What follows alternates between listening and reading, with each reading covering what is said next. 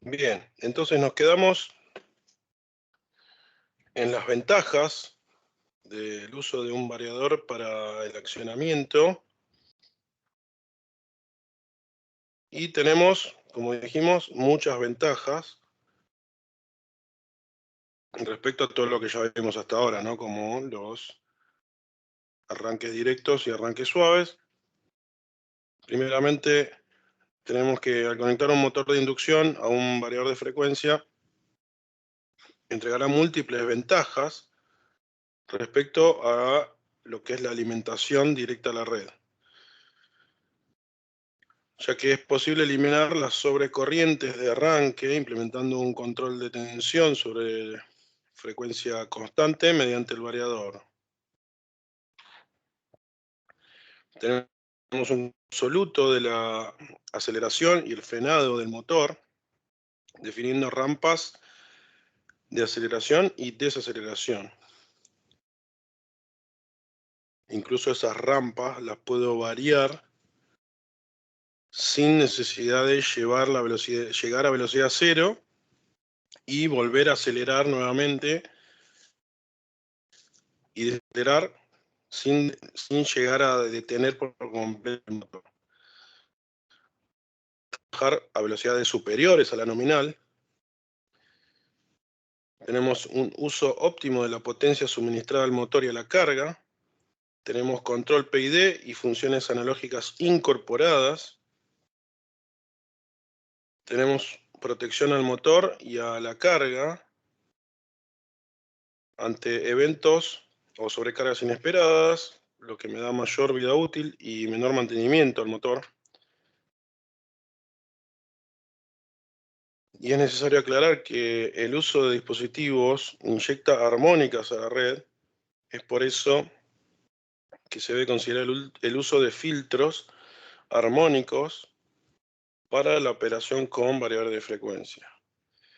Generalmente los variadores, hablando respecto a las armónicas, que ya lo hablamos, los inversores generan, ya lo hablamos un poco también cuando vimos semiconductores, los circuitos inversores generan ruidos armónicos que en este caso también se generan, pero dependiendo del modelo de los equipos, ya podemos tener el filtro incorporado o no, ¿sí?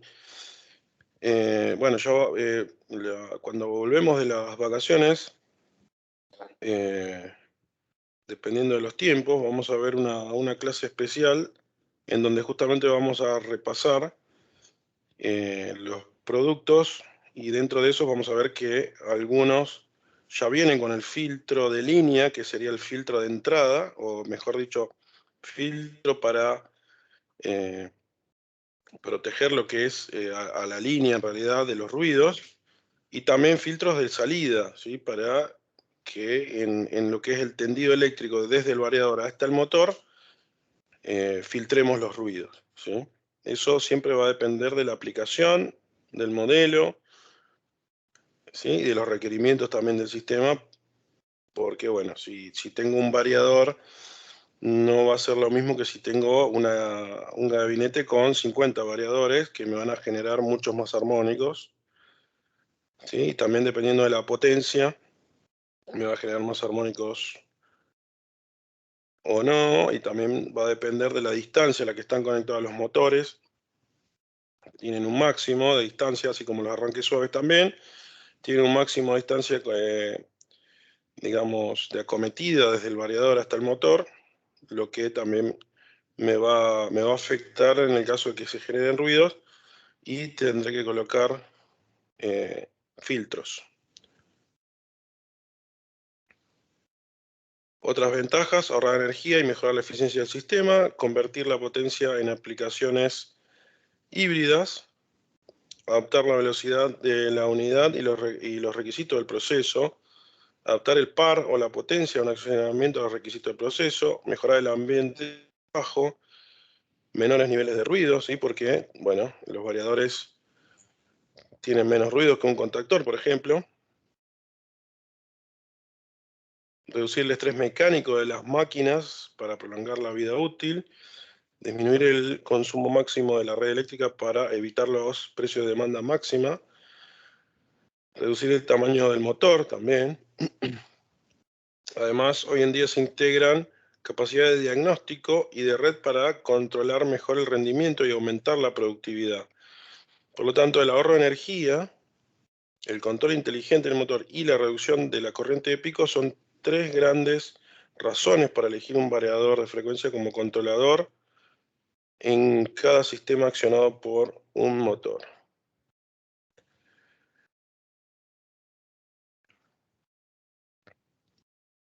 Y hablando de generalidades, para un arranque con variador, tenemos que los motores asincrónicos provistos de un equipo de control de velocidad, se puede utilizar este para arrancarlo.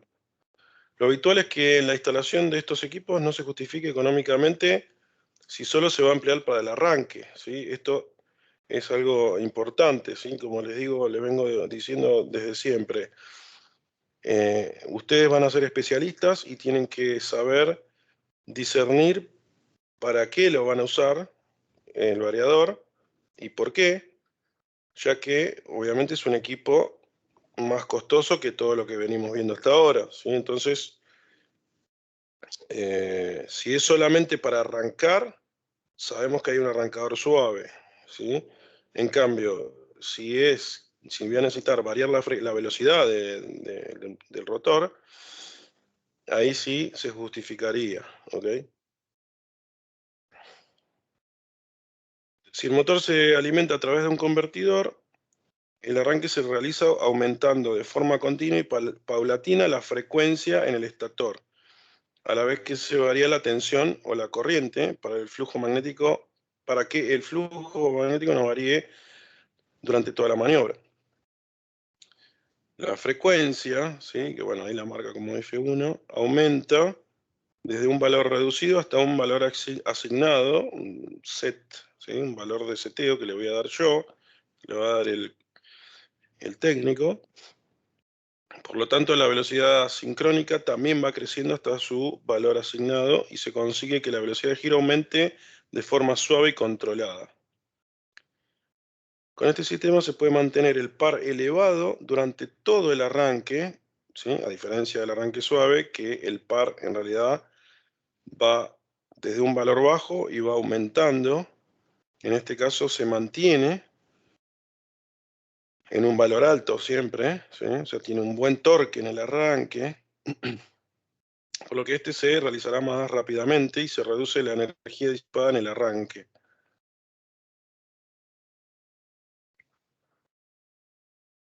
Si se trata de un motor especial que tiene la posibilidad de variar su número de polos, ¿sí? Tiene que ser un motor especial, generalmente no se puede variar el número de polos, es decir, que puede funcionar con varias velocidades sincrónicas distintas, de 2 a 4 velocidades.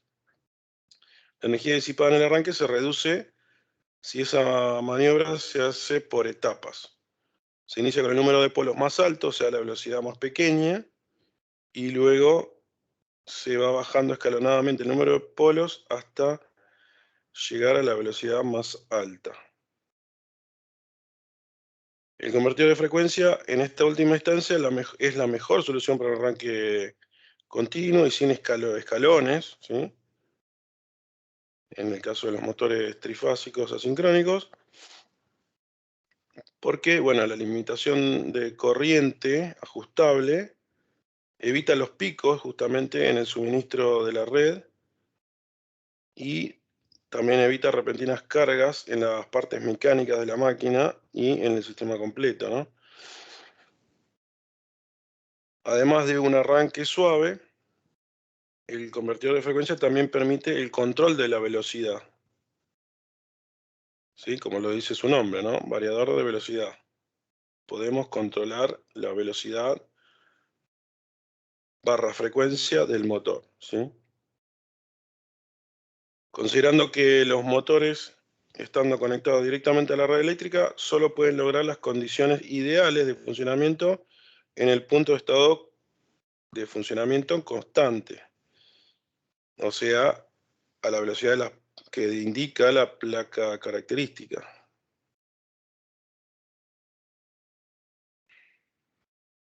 Entonces, el funcionamiento constante puede ser utilizado a todo el rango de velocidades con el control de frecuencia, por ejemplo, desde 4 volt a 0,5 Hz a 400 volt 50 Hz.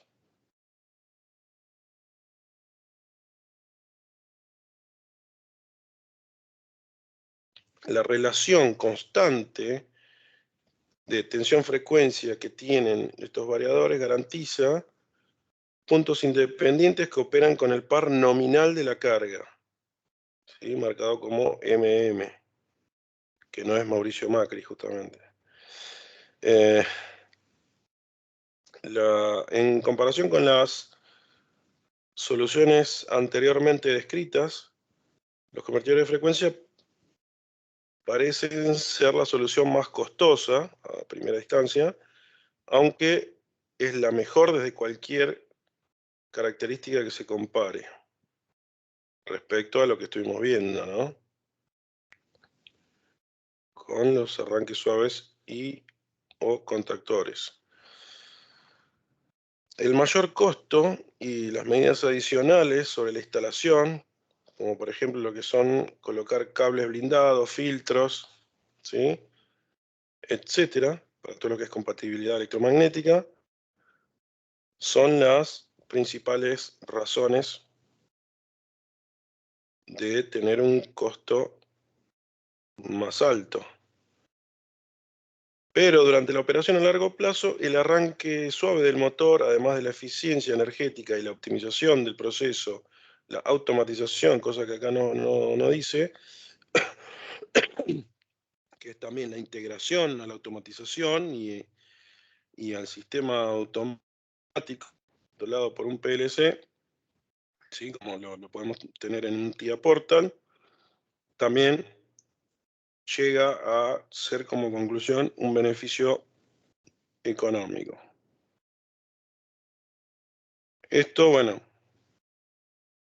menciona bombas y ventiladores, pero en general, ¿no? Para cualquier aplicación industrializada, automatizada de altas velocidades, es una ventaja, ¿sí? Tener un variador de velocidad controlado por comunicación a un sistema de control automático como un PLC me lleva a tener un proceso mucho más controlado, más dinámico, ¿sí? Como lo dice acá también, por la adecuación de la velocidad de rotación del proceso de producción y la compensación de interfaces externas. El convertidor de frecuencia también lo que hace es garantizar una vida útil más larga y mejor seguridad funcional de todo el sistema. Otras ventajas de estos convertidores incluye la estabilidad a altas velocidades, con fluctuaciones de la carga por debajo de un 1%, y la opción de cambio en el sentido de giro también, ¿sí? Esta es una opción que está siempre disponible en todos los variadores de velocidad. Podemos invertir el sentido de giro por medio de una señal que puede ser por bornera o por comunicación. Rápidamente invertimos el sentido de giro. A medida que se genera el campo de rotación del convertidor, entonces un simple comando de control es todo lo que se requiere para cambiar la secuencia de fase y la dirección de giro del motor. Eso está disponible en toda la gama, en todas las potencias. ¿Sí? No así en los como decía, que son de más altas potencias. La protección electrónica del motor, que es un control, un tipo de control que lo llamamos I²T, que ahora vamos a ver también los tipos de control que hay, que están integrados en los convertidores de frecuencia, también aseguran un funcionamiento sin la necesidad de medidas adicionales de seguridad, como algún relé de sobrecarga, por ejemplo. dependiendo del método de aplicación, parametrizar los rangos de temperatura en el convertidor de frecuencia proporciona un mayor nivel de la protección térmica del motor. La completa protección del motor también es posible en combinación con termistores, ¿sí? En algunos variadores está disponible también la conexión directa de los termistores. La detección de sobrecarga y subcarga también puede mejorar la seguridad operacional, ¿sí? Yo tengo todas estas opciones, están disponibles en la mayoría, ¿sí?, de los variadores, excepto lo de la combinación de termistores, ¿sí? Está disponible en algunos modelos, pero todo lo que es detección de sobrecarga, subcarga, ¿sí? Modificar los límites de corriente, de valores de temperatura de operación, etcétera, todo eso está disponible en las configuraciones que después ya vamos a ver después en el TIA Portal, cómo están todas las herramientas que hay, ¿sí? Ya de por sí vamos a ver que en un variador tenemos 1000 parámetros para ajustar y en un arranque suave tenemos muchos menos.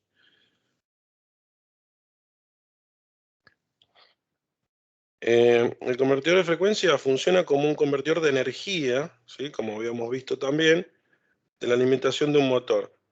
El convertidor obtiene la corriente activa de la red eléctrica a través del rectificador y suministra al motor una corriente activa y reactiva a través del inversor. La potencia reactiva necesaria para el funcionamiento del motor es proporcionada por los condensadores de circuito intermedio, ¿sí?, como decíamos, ¿sí?, la etapa de continua. En cuanto a la red eléctrica se refiere, el convertidor de frecuencia se comporta prácticamente como una carga resistiva, ¿sí?, el coseno phi muy cerca de 1, y eso es algo muy bueno, ¿sí? Lo que decíamos siempre, para la eficiencia energética, el coseno de phi cerca de 1 es algo excelente. La conversión de energía y los tipos actuales se deben considerar en el diseño de los dispositivos de conmutación y de protección a la derivación del motor. A tal efecto, los componentes electromecánicos, como por ejemplo fusibles, reactores, contactores, que puedan estar aguas arriba del variador, se dimensionan con la corriente de entrada, ¿sí?, corriente que es la corriente activa. Y la categoría de empleo, que es AC1 por la norma, creo que lo habíamos visto también esto, las normas AC1, AC3, los componentes de salida del variador de frecuencia, que pueden ser, por ejemplo, reactores, filtros a la salida, se dimensionan de acuerdo con la corriente de funcionamiento del motor conectado. Acá tenemos un esquemático de cómo sería mi sistema, mejor dicho, un circuito, ¿sí? Cómo se dibuja el circuito eléctrico de un convertidor.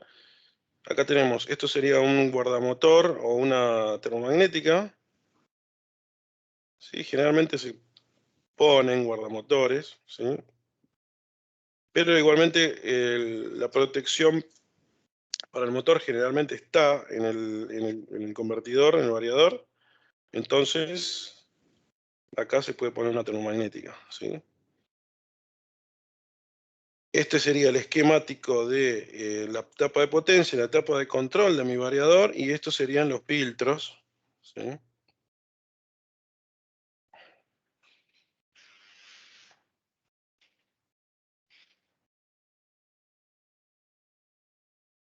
Mientras el motor está funcionando, los convertidores difieren completamente del método de operación del inversor que puede ajustarse por el usuario.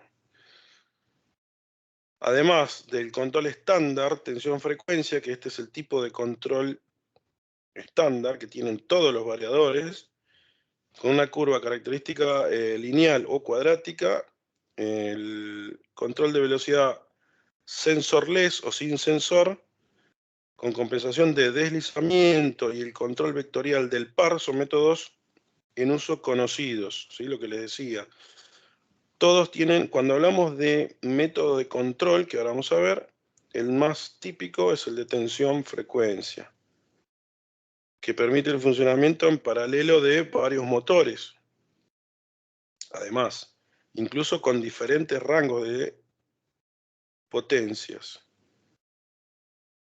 En la salida del convertidor, el control de velocidad y el control vectorial se han diseñado exclusivamente para funcionar con motores individuales. ¿Sí? Esto es importante, ¿eh? Considerando entonces lo que es el tipo de control tensión-frecuencia, permite el funcionamiento en paralelo de varios motores. O sea, con un dispositivo, con un variador, puedo controlar varios motores, o sea, más de uno, ¿sí? En cambio, con otro tipo de control, que vamos a ver, solamente se puede conectar a un motor, ¿sí? Vamos a ver que, ahora vamos a hablar de los tipos de control. Por la presente, el convertidor de frecuencia se ajustará automáticamente a las características del motor, ¿sí? A través de lo que se llama autotuning, ¿sí? Esta es una funcionalidad de autoajuste de los parámetros que se hace cuando se conecta por primera vez el motor con el variador, sin importar si son nuevos, ¿no? Yo cuando voy a conectar un motor con un variador por primera vez, tengo que hacer algo que se llama autoajuste o autotuning, donde lo que va a hacer el variador es inyectar corriente continua a los bobinados del motor y va a hacer un cálculo de todas las variables eléctricas, de todas esas variables eléctricas que siempre escuchamos hablar, como por ejemplo reactancia, impedancia, capacitancia, todas esas variables que son características de los bobinados de los motores, se van a calcular por medio de esa inyección de corriente continua y se van a cargar en la parametría del variador, ¿sí? Entonces, con esto me ahorro mucho trabajo porque son muchos parámetros para cargar manualmente, ¿no? Porque siempre yo puedo ir al variador o al arranque suave y cargar esos parámetros, ¿sí? Y esa funcionalidad está embebida, por lo menos hasta donde yo vi, en todos los variadores de velocidad, ¿sí? En todos los variadores está la opción esta de auto-tuning, ¿sí? En cambio, en los arranques suaves, como vimos, solamente está disponible en los últimos más modernos que hay y los de más alta gama, ¿sí? Esto ya existe hace mucho tiempo y en todos los variadores de cualquier potencia. Consulta, profe. ¿Este lo Sí, hace, tenga un motor o tenga varios, como dice ahí? sí, sí, sí, sí. Sí, pero para lo que es los que tienen control tensión-frecuencia, ¿no? Porque los otros solamente puedo conectar de a un motor, ¿sí? Gracias. La, entonces, descripción de este procedimiento de autotuning excede lo que es una visión simplificada para los métodos conocidos para el arranque y el control de motores trifásicos. Por eso, o sea, este autotuning tiene todo un algoritmo, un desarrollo matemático y todo que está dentro del variador en la parte de control, que bueno, es algo muy complejo y que no vamos a dar detalle, pero por lo menos sepan que está la funcionalidad en todos, ¿sí? Y es algo muy recomendable hacerlo y funciona muy bien porque yo he tenido experiencia en conectar variadores y motores y dejarlo funcionando, pero han llegado he llegado a tener ciertos problemas de trepidación del motor, de que no responde como uno quiere, ¿sí? Obviamente este autotuning se recomienda hacerlo con carga, ¿no? O sea, con el acople mecánico del motor, no en vacío, no el motor sin acoplar la carga, ¿no? Esto se recomienda hacerlo con carga, ¿sí? Para que justamente el motor tome los parámetros del funcionamiento normal, digamos, que va a tener durante su vida. Entonces, como les decía, yo tuve experiencias de no hacer este autotuning y después tener problemas que se solucionaron solo con activar esta función que lo hace solamente en el momento del primer arranque, digamos, toma todos esos valores y ya los guarda en parametría, ¿sí? Y se soluciona, y esa es una funcionalidad que es automática, justamente como lo dice el nombre, ¿no?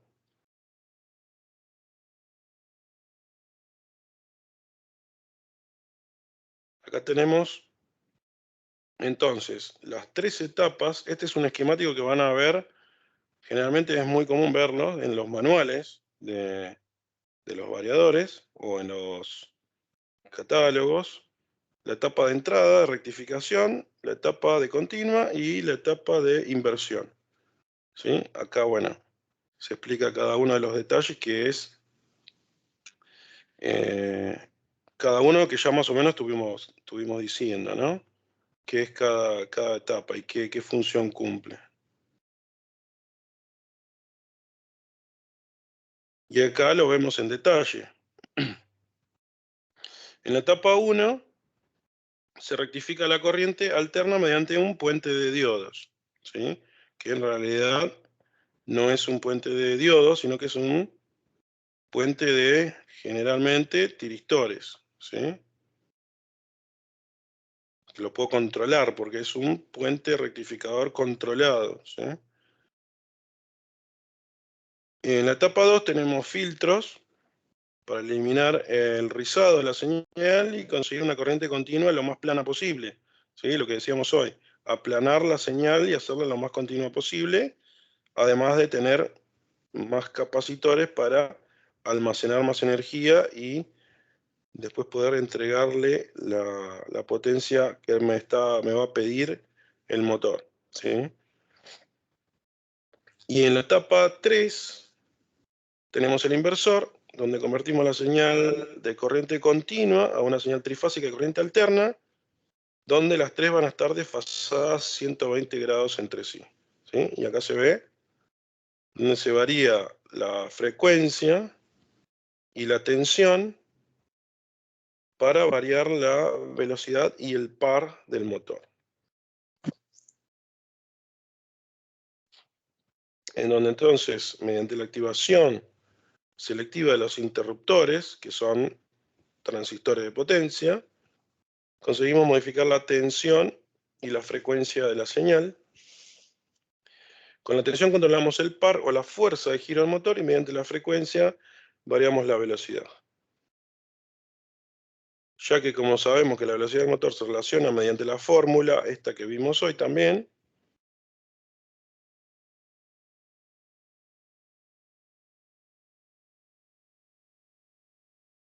y acá tenemos, bueno, que mediante estas llaves, que en realidad están simbolizadas con llave, pero son transistores que tienen digamos, un sincronismo de apertura y cierre, como vimos en los inversores de semiconductores en su momento. Esto es exactamente lo mismo. Vamos a convertir una señal que es continua, una línea, lo vamos a convertir mediante la modulación de ancho de pulso que va a generar todo este circuito electrónico. Entonces, una señal que va a variar en frecuencia y en amplitud.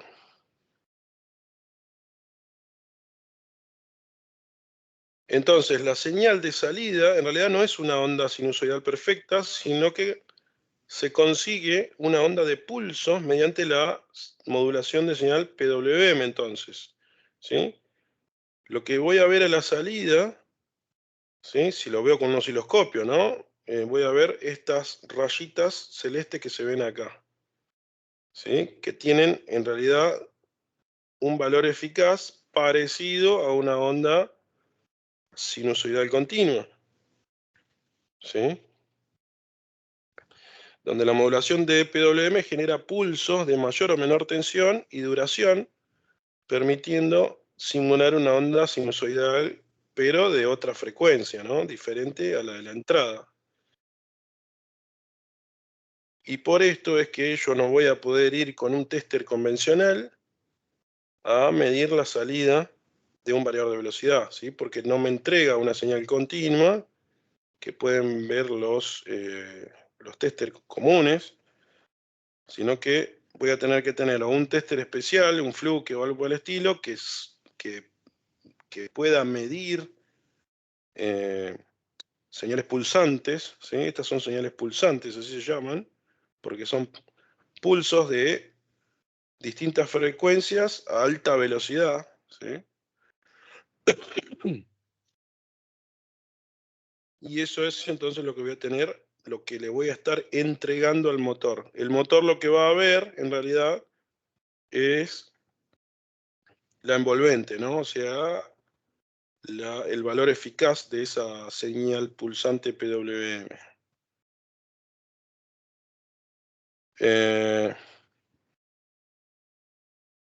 Entonces, si consideramos las tres etapas juntas, tenemos lo que dijimos al principio, ¿sí? Alterna, una señal rectificada, acá se realiza un rizado en la etapa intermedia y después lo convertimos de nuevo a alterna.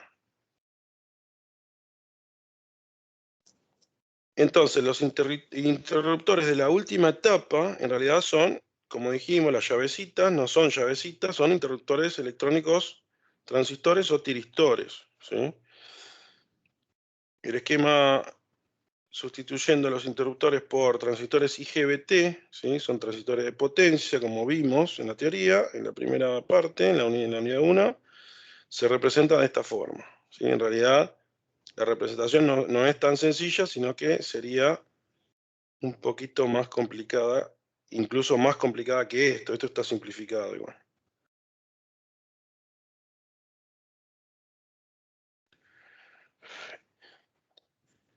Entonces, hablando de las curvas tensión-frecuencia y par motor-frecuencia, sabemos que la inductancia de las bobinas del motor aumenta con la frecuencia de esta forma. Por lo tanto, al aumentar la frecuencia, obtendremos menos intensidad y menos par. Como resultado de la ley de Ohm tenemos esto. Para compensar esta pérdida de par motor, la tensión aumentará proporcionalmente, de ahí el tramo inclinado, tensión-frecuencia de la curva roja, como conseguimos un par motor estable en la línea azul. Esto es de lo que estamos hablando ahí, ¿sí? Cuando tenemos un variador de frecuencia, el par motor generalmente es bien alto en el inicio, ¿sí? Y la tensión va aumentando hasta una zona de saturación magnética, ¿sí? ¿Eso qué quiere decir? Quiere decir que aunque yo aumente la frecuencia, ¿sí? Eso es lo que hoy también les quería decir. O sea, si bien yo puedo aumentar la frecuencia ilimitadamente de un inverter, ¿sí? Va a haber un punto, ¿sí? Obviamente cuando el motor esté conectado al variador, va a haber un punto donde la fuerza, o sea, el par motor, en una X frecuencia, esto va a depender de la carga y del motor, de la potencia, todo, va a empezar a disminuir, o sea, va a haber un punto donde la frecuencia,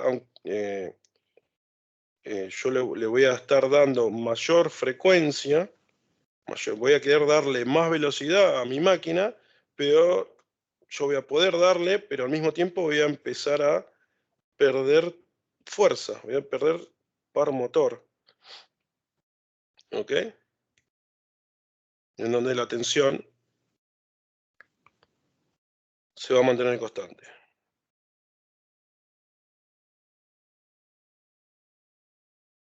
Al superar entonces la frecuencia base, normalmente la frecuencia de red se produce la saturación magnética del motor. A partir de esta frecuencia, el par motor comienza a disminuir conforme aumenta la frecuencia. ¿Sí? Lo que les decía.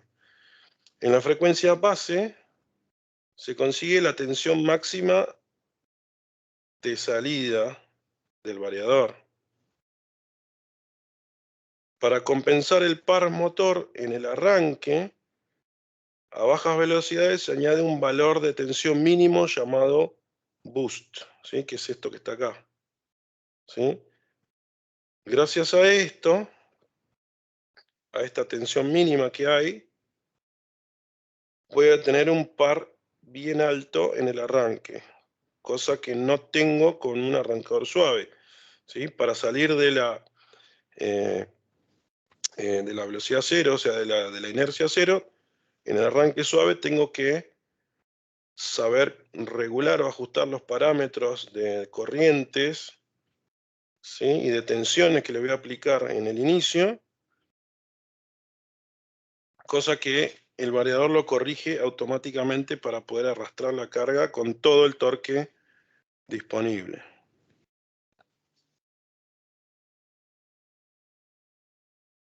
Bien, y acá tenemos, bueno, un circuito eléctrico para que vean más o menos cómo en explosión, ¿no? Esto sería, cómo sería una conexión básica, simple de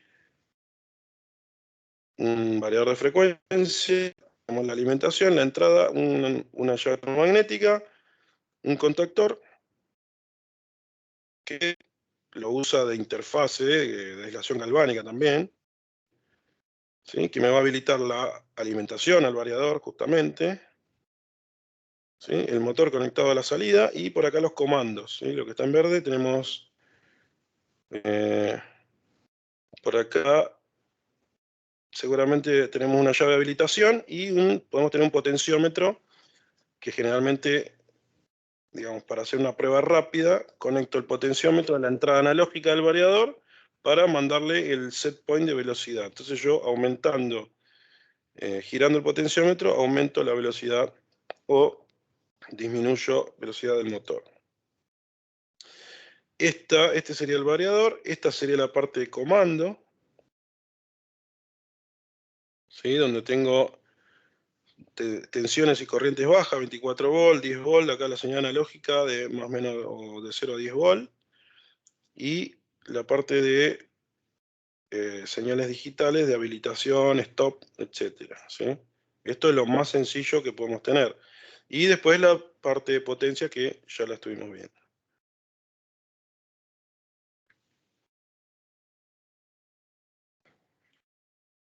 Para propósitos generales, los controladores de variadores de alterna ajustables son fabricados de 3 tipos, entonces, de voltaje de entrada variable, de entrada de fuente de corriente y de modulación de ancho de pulso, ¿sí? Lo que ya estuvimos diciendo.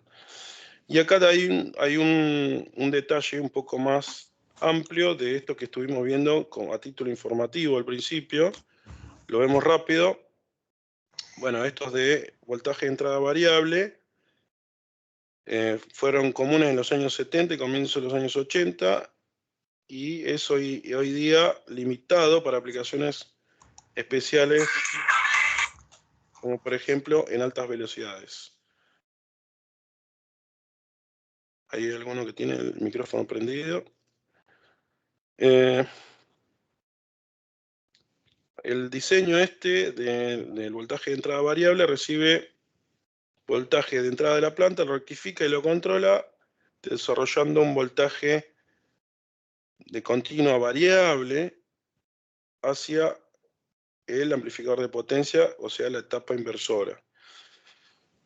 El amplificador de potencia invierte el voltaje de continua variable a frecuencia variable y voltaje variable. Esto puede ser realizado por transistores de potencia o tiristores. La salida de voltaje desde la unidad es frecuentemente llamada onda de 6 pulsos. El BBI fue uno de los primeros variadores de corriente alterna de estado sólido que tuvo una aceptación más general. Los inversores de fuente de corriente se usan para potencias mayores a 50 HP y se encuentran más usadas para el manejo de bombas, ventiladores,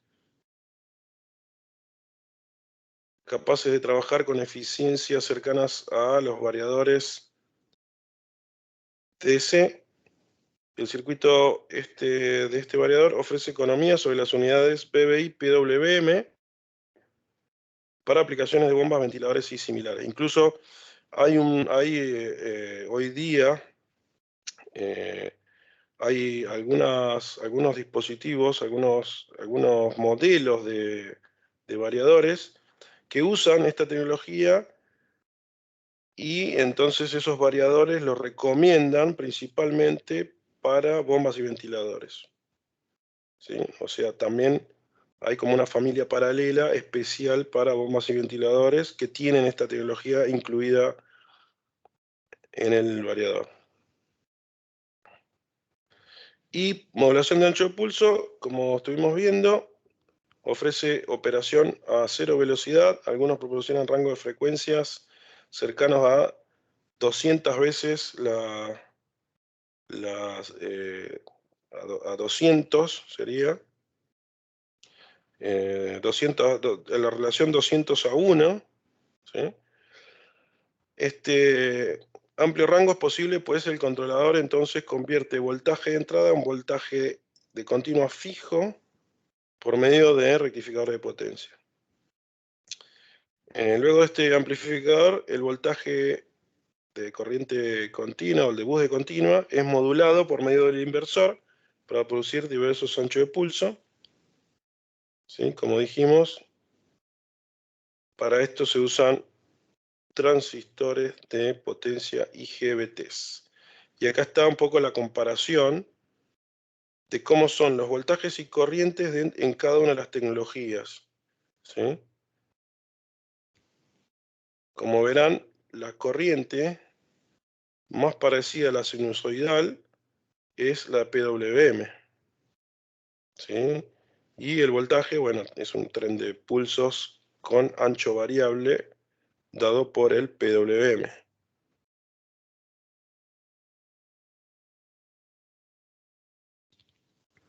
Observando estas formas de onda de corriente de la figura anterior, deducimos que el variador tipo entonces PWM es el que proporciona mejor calidad de corriente al motor, logrando que trabaje con mejor eficiencia y produciendo un control de torque más fino, y son por lo tanto los más usados en la actualidad. La onda de voltaje producida por el variador tipo PWM se denomina seno PWM y es producto del trabajo a gran velocidad, llegando hasta los 20 kHz, hablando de los tiristores IGBT, los cuales, bueno, comandados por medio de sofisticados circuitos de control microcomputarizados, ¿sí? Hay un microprocesador que está trabajando, le está dando órdenes a los IGBTs para tirar este tren de pulsos a altas frecuencias. Y continuando con el tema de la eficiencia energética, el control para motores de inducción es una herramienta relevante, ¿sí? Como les decía, para tenerlo en cuenta, debido a que por lo general las especificaciones de un motor son mayores a las nominales requeridas por la carga. Esto implica ciertas desventajas, como por ejemplo baja eficiencia, menor factor de potencia, mayores pérdidas y equipos más costosos y mayor costo de instalación. La implementación de un variador, entonces, permite un uso apropiado de la energía suministrada, y debido a la opción de ajustar la operación del motor a la operación de la carga, se aumenta la eficiencia energética al disminuir las pérdidas, lo que implica menores costos de operación. Y la implementación de este tipo de control electrónico ha ido evolucionando con el pasar del tiempo y cada vez hay mejores y con más funcionalidades y con más prestaciones y mejores y menores problemas en todo caso también. Mayor robustez, confiabilidad y flexibilidad para todo tipo de motores. Su aplicación en motores de inducción por lo general se vincula a un sistema retroalimentado de control para la velocidad o el torque. Y ahora sí vamos a pasar a los tipos de control, ¿sí? Ya para ir cerrando. Esto sería lo último, creo, si no me equivoco, lo último de este tema conceptual. Dentro de lo que son los microcontroladores o procesadores que hay en los variadores que van a comandar mi rectificador, mi inversor, etcétera, tenemos distintos algoritmos, ¿sí? Algoritmos habla de la forma de resolver un problema o, mejor dicho, de resolver el funcionamiento que va a tener cierto sistema, ¿sí? Como en el caso de los variadores tenemos un rectificador, una etapa de continua, ¿sí? Y un inversor. Todo eso es electrónica de semiconductores y va a estar controlado entonces por un procesador central. Y cada uno entonces va a tener distintas técnicas de resolver cada uno de de las necesidades, mejor dicho, ¿sí? Que va a tener mi variador de velocidad. La primera y la más sencilla, como les decía, es el control escalar, ¿sí? Cuando le hablan de control escalar de un variador, se dice que es un control que mantiene constante la relación de tensión respecto a la frecuencia, ¿sí? O sea, si yo tengo un control escalar, hablo de control tensión-frecuencia, y esa tensión-frecuencia, si hago, digamos, la cuenta tensión sobre frecuencia, se mantiene constante a lo largo de toda la operación, ¿sí? Eso es algo muy bueno porque dijimos que me da un buen torque en el arranque, ¿sí? Más que nada en el arranque, ¿sí? Una vez que eh, el motor está funcionando, si quiero aumentar la frecuencia, esa relación tensión-frecuencia constante ya no vale, ¿sí? Porque hay una zona de saturación en donde esto ya no se mantiene constante y va a empezar a caer, ¿sí? Eh, el torque estamos hablando, ¿no? El torque empieza a caer, ¿sí? La otra técnica, muy famosa también, se llama control vectorial, ¿sí? Esta técnica basa su funcionamiento en la descomposición de la corriente del estator en la componente que produce el flujo magnético y en aquella que vincula con la corriente del rotor. Sí, esto es algo obviamente bastante sofisticado y además complejo, ¿sí? Pero por lo menos sepamos la base de qué es lo que el principio de funcionamiento que tiene este tipo de control, ¿sí?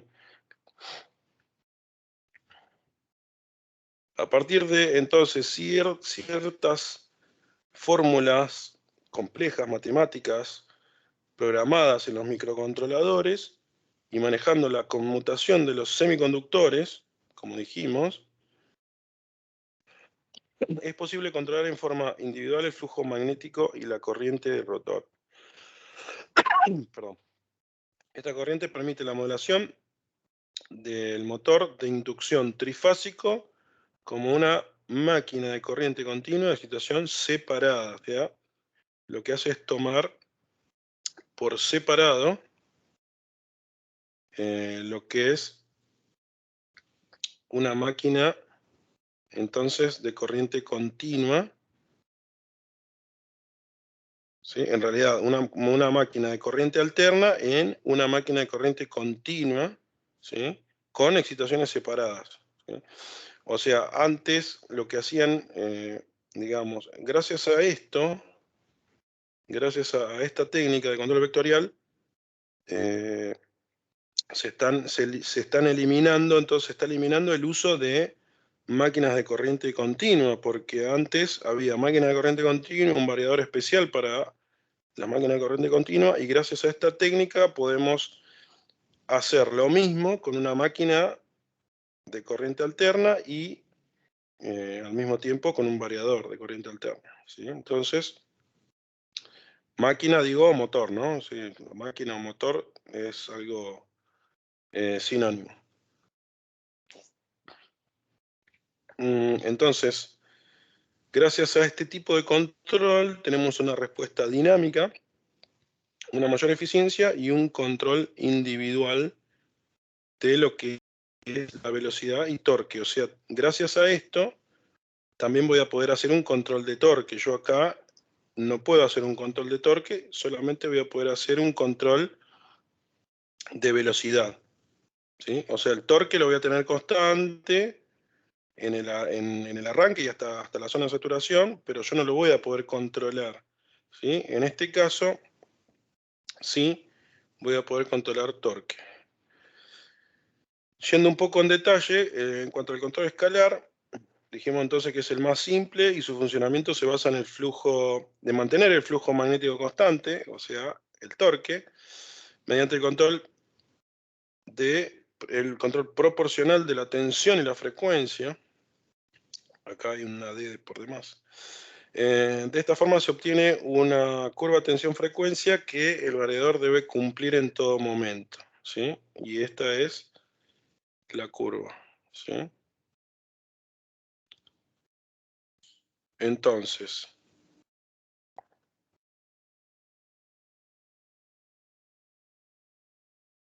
en todos los variadores escalares se debe ingresar un grupo de valores característicos básicos de la placa del motor, entre ellos la tensión y la frecuencia nominal, ¿sí? Y el variador entonces va a realizar la curva tensión de frecuencia a partir de esos valores, ¿sí?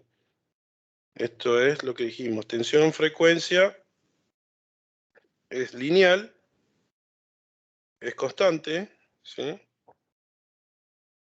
Hasta un límite de frecuencia nominal.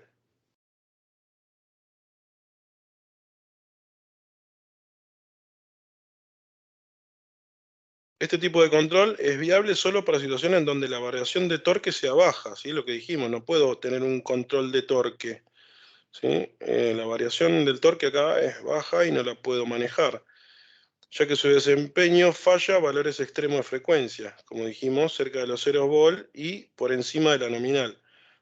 El torque se ve afectado cayendo, entonces, con valores por sobre el nominal, el variador empieza a limitar la relación tensión-frecuencia y junto con este flujo, y junto con esto el flujo magnético del motor. A alta frecuencia el motor ya no trabaja como una carga inductiva, sino como una resistiva. Por esto, lo razonable es trabajar dentro de los rangos nominales, ¿sí? O sea, cuando tenemos un tipo de control escalar, tensión-frecuencia constante,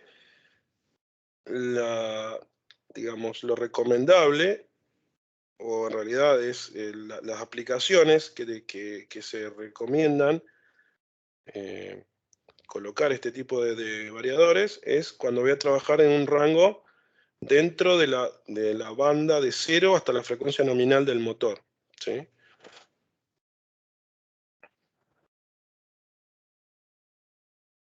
Y acá se ve un poco más en detalle, ¿sí? Frecuencia nominal, tensión nominal, ahí puedo variar entonces, puedo aumentar la velocidad, aumentando la tensión y no voy a perder torque, ¿sí?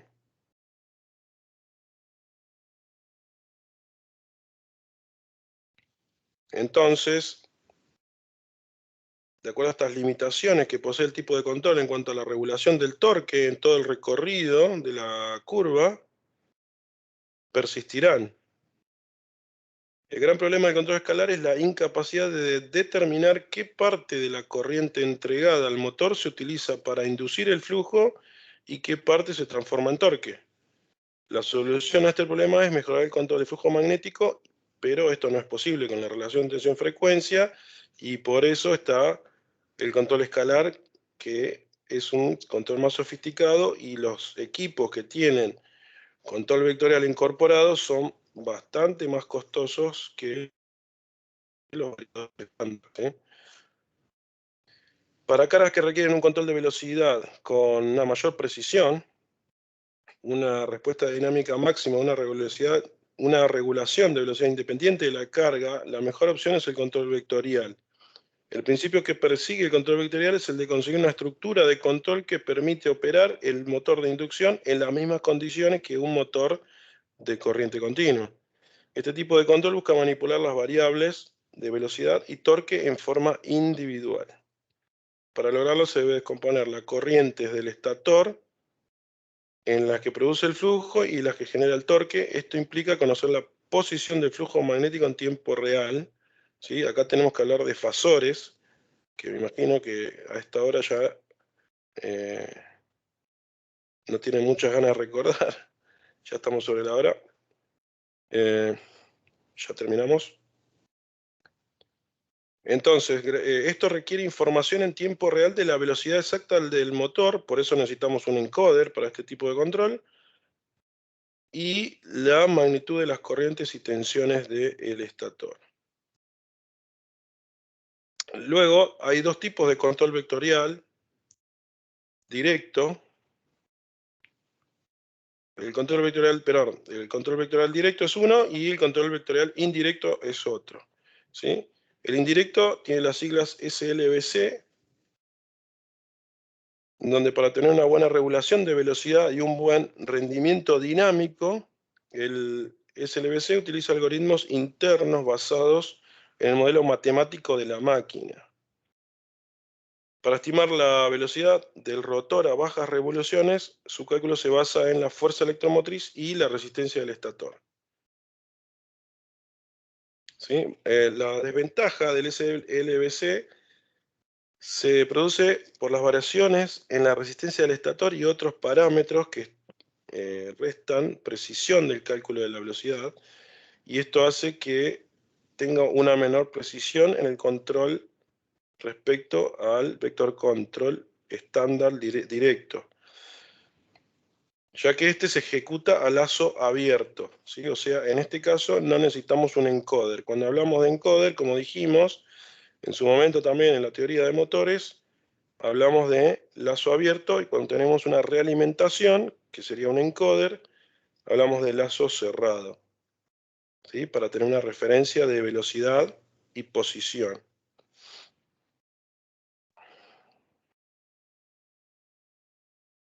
Y ahí tenemos un control vectorial indirecto, entonces a lazo abierto acá no hay ninguna realimentación, ¿sí?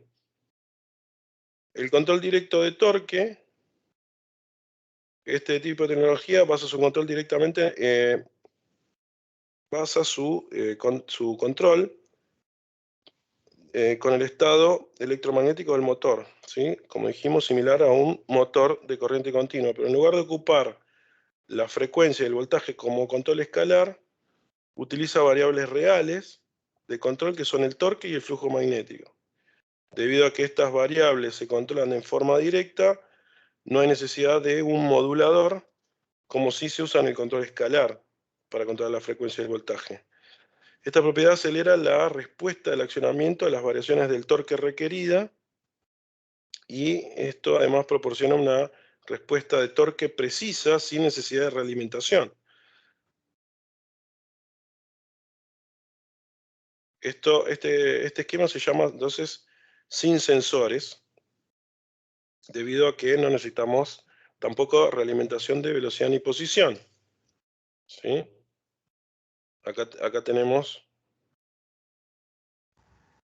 Profe, ¿le puedo hacer una un esquema. consulta? Sí, sí. Capaz que yo estoy confundido. No, no, de lo que está explicando, no hace falta ni que cambie de página. Los encoders, ¿no? Que se utilizan para los motores, cuando hay motores sincrónicos. Sí, Pregunto yo, es una consulta que estoy haciendo, porque capaz que estoy confundido. Yo tenía sí. o que creí entender eso, que cuando mi motor es sincrónico, tiene el encoder para... O está mal lo que estoy diciendo. No, también se usan en los motores asincrónicos, ¿eh? Eso lo dijimos en la clase de motores, cuando hablamos de motores servomotores. Un servomotor no es solamente un motor sincrónico, ¿eh? Un servomotor puede ser un motor asincrónico con realimentación, o sea, con un encoder, ¿sí? Eh, Así es que sí, estabas equivocado. Bueno, muchas Eh, gracias, profesor. Disculpe la molestia. bueno, Y me saqué la duda. bueno. Eh, Bien, acá está un desglose de lo que sería entonces el control, eh, este método de control, donde hay un cálculo del flujo y el par, ¿sí? Acá hay bueno, una tabla de conmutación, ¿sí? Pero acá seguimos sin tener, no, miento, este esquema me parece que es, a ver, eh,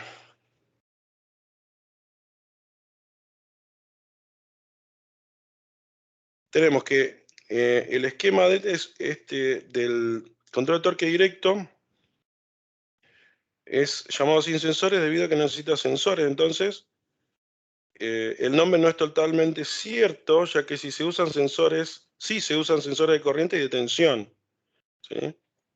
El DTC utiliza el hardware de procesamiento de señal digital más rápido disponible, ¿sí? O sea, tiene una tecnología mucho más moderna incluso, además de una compensación matemática muy avanzada como funciona el motor, ¿sí?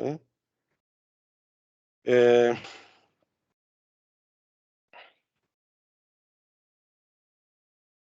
las variables, entonces, que permite controlar el control directo de torque son el torque del motor y el flujo magnetizante. Esto implica un rendimiento dinámico fácil y rápido, ¿sí? Entonces acá tenemos, ¿sí? Este esquema que me representa un control vectorial de torque, ¿sí? En donde hay un cálculo del flujo y el par, ¿sí? Después, bueno, todo esto simboliza, digamos, este sistema de control vectorial que va a estar dominando a la electrónica potencia, que sería esto que está acá, que me está alimentando a el motor, ¿no? Y acá tenemos ventajas, características y beneficios de el control directo de torque. Tenemos buena velocidad del motor sin tener un tacómetro, excelente control de torque sin tacómetro y torque máximo disponible a velocidad cero, ¿sí? Y como consecuencia tenemos ahorro en el costo del inversor, aumenta confiabilidad, mejor control del proceso, tenemos el rendimiento similar a un control de corriente continua y mejor control respecto a la carga con un motor de corriente alterna. Estas son algunas características. ¿Sí? Acá hay algunas más. Acá hay algunas más que se las dejo para que las tengan, pero lo que más me interesa es que entiendan que el control, entonces, el control, dijimos, escalar y el vectorial tienen bastantes diferencias, ¿sí? Ya que en el control estándar tensión-frecuencia solamente puedo llegar hasta la velocidad nominal y además no tengo control de torque, y en el control vectorial sí ya voy a poder superar esa velocidad nominal del motor y además voy a poder tener control de torque, ¿sí? Eso es las grandes diferencias que quiero que tengan en cuenta. Limitaciones: el valor inicial de la corriente no está bien limitado. Como consecuencia de esto, cambia el flujo muy rápidamente, dado que no es aceptable operar sin control de corriente. En la práctica es necesario introducir el lazo adicional que solo opera inicialmente, que permite que la corriente se estabilice antes de iniciar la operación de control. Se producen oscilaciones de torque relativamente grandes de un intervalo de control siguiente, en general, dado que la frecuencia de conmutación es muy elevada, no afecta el comportamiento de la velocidad, pero puede excitar oscilaciones en la estructura mecánica. Esas son algunas limitaciones. Y el control vectorial directo, ¿sí? Este sí ya necesita un sensor de velocidad. Como dijimos, acá tenemos una realimentación. Este es el encoder. O incluso un taco generador para proporcionar lo que es la información y generar retroalimentación, así obtener una mejor regulación en cualquier rango de velocidad. El método entonces de control vectorial directo proporciona un control de torque completo, incluso a velocidad cero, ¿sí? O sea, el control vectorial directo es mejor que el SLBC, que era un control vectorial indirecto, y a su vez es mejor que también el control de tensión-frecuencia. O sea, este es el más sofisticado de todos.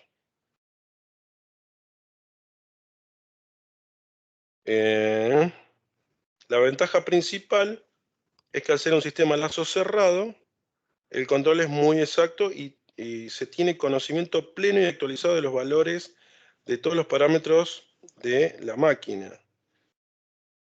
Y la principal desventaja es la necesidad de tener una máquina instrumentada con sensores, ¿sí? Lo que hace más costoso el sistema, ¿sí? Ya tener un encoder ya me aumenta el costo, ¿sí? Además de que por sí el variador es mucho más costoso que el resto.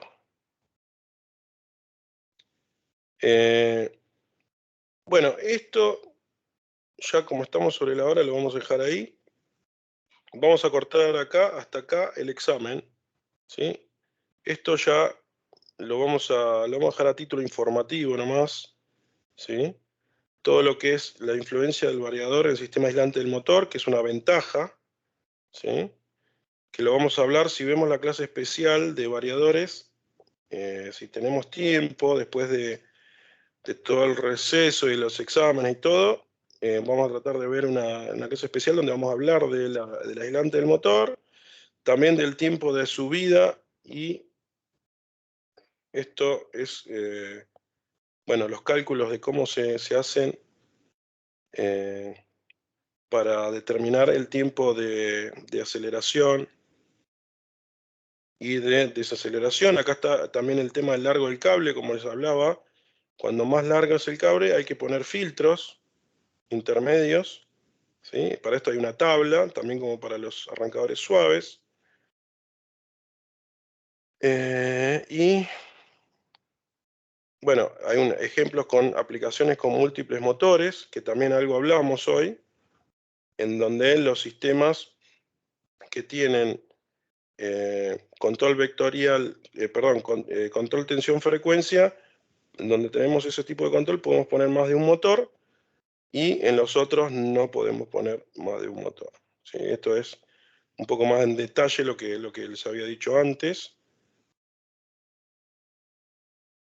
Y también para dimensionar un motor, tenemos que tener en cuenta varias cosas, como verificar las condiciones iniciales, ¿sí? Para seleccionar el variador, y el motor adecuado se deben conocer las tensiones y frecuencia de suministro, ¿sí? Requisito del proceso, hay necesidad de tener control del torque, cuál es el rango de velocidad utilizada, qué tipo de carga habrá, y es alguno de los típicos, ¿sí? Bueno, para eso también vamos a hacer un trabajo práctico, en donde vamos a seleccionar un arrancador suave de acuerdo a una carga, así como hicimos también con el arranque suave, vamos a hacerlo con el variador, ¿sí?